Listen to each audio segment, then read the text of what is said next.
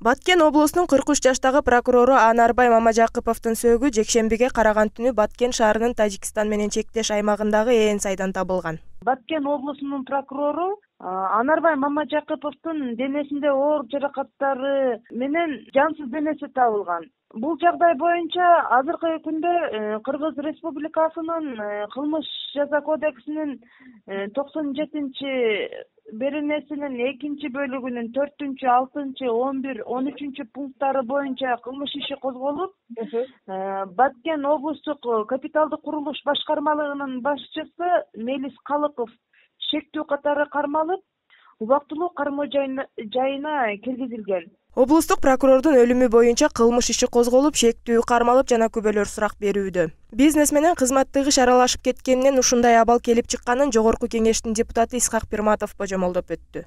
Это мои предположения, что ал жерде сөзсүз бизнес-интерес бар. Ансыз, тем более тиги Lexus 470-нын ичинде кан табылды деп атат. Эми ал жөнөкөй тиги бир бомж эмес, ал значит бизнесмен какой-то, раз он на такой машине ездит. Значит, там какой-то интерес. Баткен область жөнөкөй область эмес, транзиттик область. Ал жерде контрабанданын 90% Тажикстанга кирет. Эскерте кетсек, буга чейин Лейлекте айылдык кеңештин депутаты Кубаныч Баяновду белгисиз адамдар атып кетип, көп өтпөй ал ооруканадан каза болгон. Ал эми Ошто прокурордун орун басары Төрө Кожошов өз үйүндө асылып турган жеринен табылган. Башкы прокуратура Кожошов өз жанын кыйганын ырастаганы менен коомчулукта түрдүү пикирлер айтылууда. Экс-президент Алмазбек Атамбаев Апрель телеканалына берген маягинде азыркы бийлик Бакиевдин жолуна түштү деген сөзүн айткан. Что сегодняшние власти, они, я думаю, идут путем Бакиевых. Она просто уехала. Те, кто знает этот проект документ, они буквально боятся за свою жизнь. Ведь почему посадили того же Кулматова за паспорт? Вот вместо той глупости, как при Бакиевых были, они убили Медета Садаркулова, чтобы показать, что мы там любого убьем. Эти просто взяли и посадили невиновных. Кувана Кулматова, Сапара Исакова, и говорят, вот, смотрите, мы любого из вас посадим.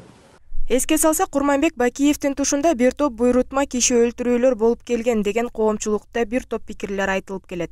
Бакиевдин убагында Үсөн Кудайбергенов, Баяман Эркинбаев, Жыргалбек Сурабалдиев, Тынчтыкбек Ахматбаев, Раатбек Санатбаев, Медет Садыркулов, Санжар Кадыралиев, Геннадий Павлюк жана башка белгилүү атуулдар снабыт кетип, андан башка уруп-сабоолор күчөп, Кыргызстан криминалдар аралчасына айланганы жашыруун болбой калган.